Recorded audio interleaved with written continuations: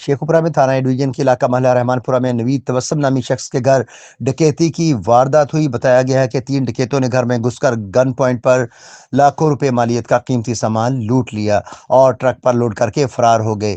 ترجمان پولیس شیخوپورہ کے مطابق ڈکیتی کے وقوع کے متعلق 15 کی کال موصول ہونے پر پولیس اور سیف سٹی کی ٹیم نے فوری کیمروں اور جدید آلات کے استعمال سے ملزمان کا تعاقب شروع کر دیا، جس سے نہ صرف ڈاکو بے نقاب ہوئے بلکہ ان کو گرفتار کر کے قبضہ سے مال مسروقہ برآمد کر کے اصل مالکان کے حوالے کیا گیا۔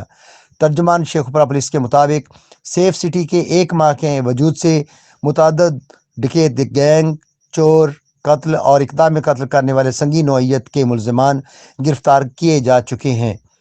ترجمان شیخوپورہ پولیس کا کہنا تھا کہ شہری ایمرجنسی کی صورت میں فوری 15 کا استعمال کریں۔